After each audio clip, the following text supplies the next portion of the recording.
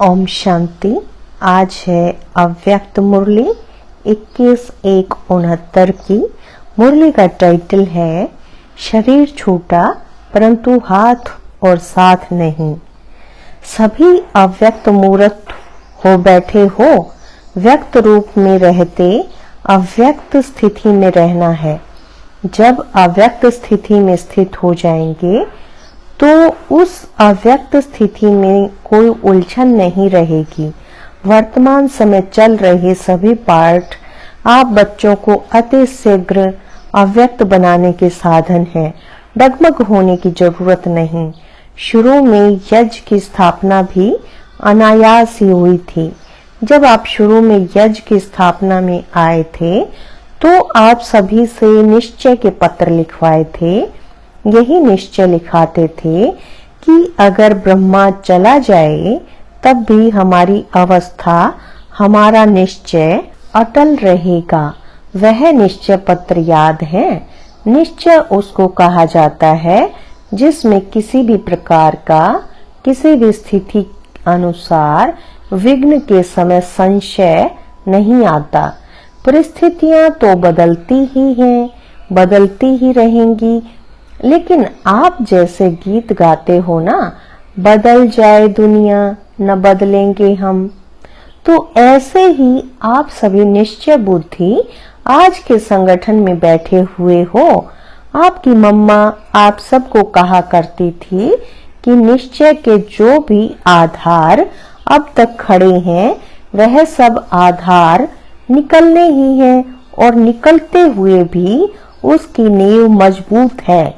अगर नींव मजबूत नहीं तो आधार की आवश्यकता है। आधार कौन सा? बाबा का आधार, संगठन का आधार, परिवार के नियमों का आधार नहीं छोड़ना। परंतु परीक्षा के समय जो सीन सामने आती है उसमें निश्चय तो नहीं टूटा। निश्चय अटूट होता है, वह तोड़ने से टूटता नहीं।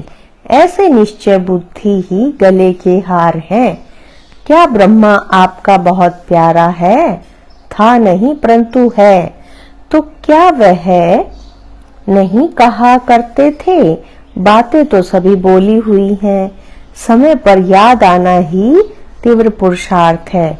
याद करो, वह भी आप बच्चों को मजबूत बनाने के लिए कहते थे। बाप दादा ने बच्चों का इतना श्रृंगार किया है तो बच्चे इतना श्रृंगारधारी नहीं बने हैं।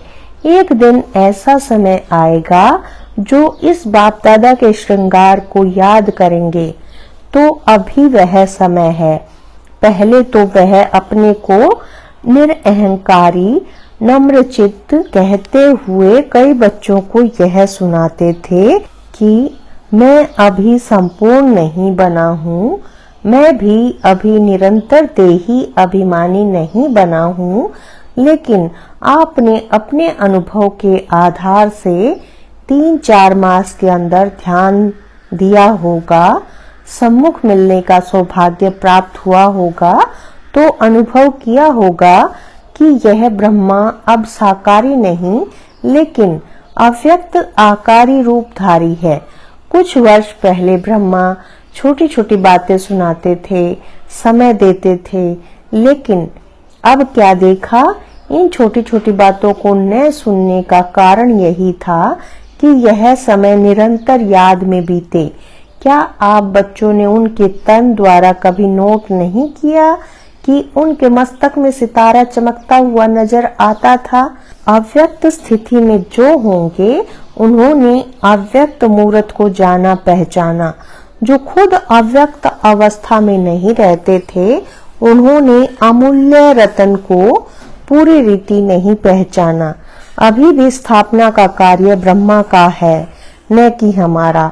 अभी भी आप बच्चों की पालना ब्रह्मा द्वारा ही होगी। स्थापना के अंत तक ब्रह्मा का ही पार्ट है। अभी आप सभी बच्चे सोचते होंगे कि ब्रह्मा द्वारा पढ़ाई कैसे होगी। यूं तो वास्तव में अवस्था के प्रमाण कैसे, क्यों के क्वेश्चन उठने नहीं चाहिए, लेकिन कई बच्चों के अंदर प्रश्न तो क्या, लेकिन काफी हलचल का सागर शुरू हो गया है। यह पहला पेपर बहुत थोड़ों ने पास किया। कुछ तो धैर्य रखो। जब अविनाशी ज्ञान है, अविनाशी पढ़ाई है, तो फिर यह प्रश्नों की हलचल क्यों? फिर भी उसी हलचल को शांत करने के लिए समझा रहे हैं। क्लास जैसे चलती है वैसे ही चलेगी। क्या सुनाएंगे? जो ब्रह्मा का तन मुकर्रर है, तो मुरली उसी के तन द्वारा जो चली है वही मुरली है। और संदेशियों द्वारा थोड़े समय के लिए जो सर्विस करते हैं उनको मुरली नहीं कहा जाता है। उस मुरली में जादू नहीं है, बाप दादा की मुरली में ही जादू है। इसलिए जो भी मुरलियां चल चुकी हैं वह सभी रिवाइज करनी है। जैसे पहले पोस्ट जाती थी वैसे ही मुख्य सेवा केंद्र पर आबू से जाती रहेगी। क्या आपको 1 वर्ष पहले जो मुरली चली थी वह याद है? कल जो पढ़ी होगी वह भी याद नहीं होगी। कई पॉइंट्स ऐसी हैं जो कई बार पढ़ने से भी बुद्धि में नहीं ठहरती। इसलिए मुरली और पत्र का जैसे कनेक्शन होता है वैसे ही होगा। जैसे आप मधुबन में रिफ्रेश होने आते हो वैसे ही आएंगे। क्या करें, किससे मिलने आवें? अब फिर यह प्रश्न उठता है, किससे रिफ्रेश होंगे? जो लक्की सितारे हैं, अर्थात जो निमित्त मुख्य हैं, उनके साथ पूरा संबंध जोड़कर जो भी आपके सेवक केंद्र की रिजल्ट है, समस्याएं हैं, जो भी सेवक केंद्रों की उन्नति है, जो भी नए नए फूल उस फुलवाड़ी से खिलते हैं, उनको भी संगठन का साक्षात्कार कराने मधुबन में ले आना है। साथ साथ ऐसे संगठन के बीच बाप दादा निमित्त बनी हुई संदेशी द्वारा पूरी सेवा करेंगे। अभी कोई और प्रश्न रहा? आप सोचते होंगे कि लोग पूछेंगे कि आपका ब्रह्मा बाबा 100 वर्ष से पहले ही चला गया।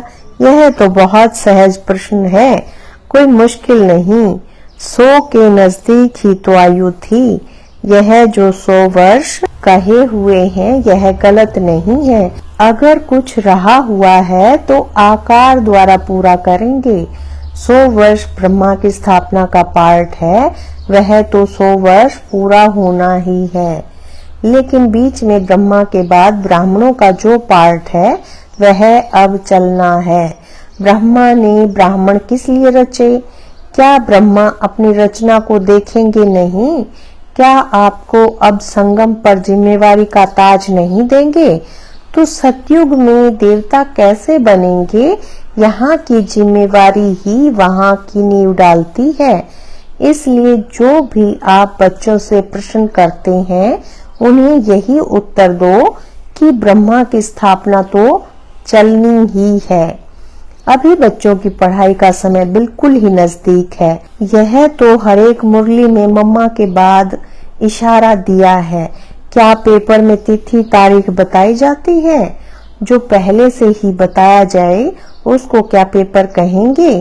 पेपर वह होता है जो अचानक होता है। किसके मन में जो होता है वह अचानक नहीं कहलाता। रिजल्ट में क्या देखा? पूरे पास नहीं हुए, कुछ न कुछ कमी एक एक में देखी। फिर भी बहुत अच्छा, क्योंकि समय पुरुषार्थ का है। उस प्रमाण रिजल्ट अच्छी ही कहेंगे। बाकी तो बाप और दादा दोनों ही एक बात पर खुश थे। वह कौन सी? बच्चों ने संगठन और स्नेह दोनों का सबूत दिया। ब्रह्मा वतन से देख रहे थे कि कैसे कैसे कोई आता है, कब कब आता है, किस रुहाब से आता है, किस तिथि से मिलते हैं। यह रिजल्ट भी बाप दादा दोनों ही इकट्ठे देखते रहे। तो हर एक खुद को देखे और खुद में जो कमी हो उसको भरे। बाकी आज से सभी के लिए कौन निमित्त है वह तो आप जानते ही हैं। दीदी तो है, साथ में कुमार का मददगार है। जैसे और सभी लिखा पढ़ी चलती थी वैसे ही हेडक्वार्टर से चलती रहेगी। यह दोनों आप सभी की देख रेख करती रहेंगी। अगर आवश्यकता हुई तो आप सभी के सेवा केंद्रों पर चक्कर लगाती रहेंगी। लेकिन अब का पेपर क्या है, यह तो अचानक पेपर निकला, परंतु जो आने वाला पेपर है वह बताते हैं। अब एक मत अंतर्मुख और अव्यक्त स्थिति में स्थित होकर संबंध में आओ। बाप दादा जो पेपर बता रहे हैं उसके रिजल्ट देखेंगे। पिछाड़ी के समय ब्रह्मा तन द्वारा जो शिक्षा दी है वह तो सभी ने सुनी ही होगी और याद भी होगी। आज के दिन इस संगठन के बीच कुछ देने भी आए हो तो कुछ लेने भी आए हो, तो जो लेंगे वह देने के लिए तैयार हैं। जिसके दिल में कुछ संकल्प आता हो कि ना मालूम क्या हो, ऐसी तो कोई बात नहीं होगी, वह हाथ उठावे। अगर सभी संतुष्ट हैं तो जो लेंगे उसको देने में भी संतुष्ट रहेंगे। दो बातों का आज इस संगठन के बीच दान देना है। कौन सी दो बातें? एक मुख्य बात कि आज से आपस में एक दो का अवगुण न देखना, न सुनना, न चित्त पर रखना। अगर कोई बहन या भाई की कोई भी बात देखने में आए तो निमित्त बने हुए जो हैं उनके द्वारा उनको इशारा दिला सकते हो। दूसरी बात, कई लोग आपके निश्चय को डगमग करने के लिए बातें बोलेंगे, आवाज फैलाएंगे कि अब देखें यह संस्था कैसे चलती है, लेकिन उन लोगों को यह मालूम नहीं कि इन्हों का आधार अविनाशी है। दूसरा यह भी ध्यान में रखना कि कोई भी हिलाने की कोशिश करे तो जैसे आप बच्चों का कल्प पहले का गायन है, अंगद के समान पांव को नहीं हिलाना है। ऐसे निश्चय बुद्धि अडोल एक रस ही जो आने वाले लास्ट पेपर हैं उनमें पास होंगी। और ही ब्रह्मा द्वारा जो इतने ब्राह्मण रचे हैं, तो क्या बाप के जब बच्चे बड़े हो जाते हैं तो बाप रिटायर नहीं होता? अब ऐसे समझो कि बाप रिटायर अवस्था में भी आपके साथ है। आप बच्चों को कार्य देकर देखते रहेंगे। शरीर छूटा परंतु हाथ साथ नहीं छूटा, बुद्धि का साथ हाथ नहीं छूटा, वह तो अविनाशी कायम रहेगा। यह दो बातें जो सुनाई, पहली डगमग न होने का दान देना है, दूसरी अवगुण न देखने का दान देना है। अब सभी बच्चे यह दान दें जबकि संकल्प कर चुके अर्थात दे चुके। संकल्प की हुई चीज कभी वापस नहीं ली जाती। अगर माया वापस लेने की कोशिश कराए भी तो यदि अपने ऊपर जांच होगी तो पास हो जाएंगे। अभी एक और बात आप सबके ध्यान पर दे रहे हैं। बाप दादा की लास्ट मुरली में जो शिक्षा मिली है कि यह ध्यान दीदार ज्यादा चलाना समय व्यर्थ गवाना है, इसलिए यह नहीं होना चाहिए। ऐसे न हो संदेशों द्वारा सेंटर पर जो पाठ चले उसे आप चेक न कर पाओ, इसलिए यह निमित्त बनी हुई दीदी और कुमार का जिस संदेशी को मुकर्रर करेगी उन्हों के द्वारा डायरेक्शन मिलेंगे। इस पार्ट के लिए भी यह जिसको निमित्त बनाएंगी उस द्वारा ही रहस्य स्पष्ट होंगे। जैसे पिछाड़ी की मुरली में यह भी डायरेक्शन था कि भोग के समय बैकुंठ आदि में जाना व्यर्थ समय गवाना है, क्योंकि यह घूमना फिरना अब शोभता नहीं। अब तो निरंतर याद की यात्रा और जो शिक्षा मिली है उसे प्रैक्टिकल लाइफ में धारण करने का सबूत देना है। अगर ब्रह्मा बाबा के साथ स्नेह है तो स्नेह की निशानी क्या है? स्नेह यह नहीं कि दो आंसू बहा दिए, परंतु स्नेह उसको कहा जाता है जिस चीज से उसका स्नेह था उससे आपका हो। उसका स्नेह था सर्विस से, पिछाड़ी में भी सर्विस का सबूत दिया ना, तो स्नेह कहा जाता है सर्विस से प्यार, उसकी आज्ञाओं से प्यार। बाकी कोई भी ऐसा न समझे कि ना मालूम बिना हम बच्चों की छुट्टी के साकार बाबा को वतन में क्यों बुलाया, लेकिन छुट्टी दिलाकर तो आप देते। इसलिए ड्रामा में पहले भी देखा कि जो भी गए छुट्टी लेकर नहीं गए। इसलिए यह समझो कि ब्राह्मण कुल के ड्रामा में यह रस्म है। जो ड्रामा में नूंधी हुई है वह रस्म चली। यूं तो समझते हैं कि आप सभी का बहुत प्यार साकार के साथ था नहीं, है भी। प्यार नहीं होता तो इस सभा में कैसे होते। साकार में फॉलो करने के लिए इनका ही तन था, तो प्यार क्यों नहीं होगा। स्नेह था और है भी। यह बाप बच्चों की निशानी है। इससे साकार भी वतन में मुस्कुरा रहे हैं। बच्चों का स्नेह है तो क्यों मेरा नहीं। लेकिन वह जानते हैं कि ड्रामा में जो भी पार्ट होता है वह कल्याणकारी है। वह विचलित नहीं होते। वह तो संपूर्ण अचल अडोल स्थिर था और है भी। लेकिन आप बच्चों से 1000 गुना स्नेह उसमें जास्ती है। अब स्नेह का सबूत देना है। यह भी एक छिपने का खेल है। तो विचार सागर मंथन करो, हलचल का मंथन न करो। जो शक्ति ली है उनको प्रत्यक्ष में लाओ। भारत माता शक्ति अवतार, अंत का यही नारा है। सन शोज फादर। ड्रामा की नूंद कराएगी। साकार बाबा ने कहा, मैं बच्चों से मिलन मनाने आऊंगा।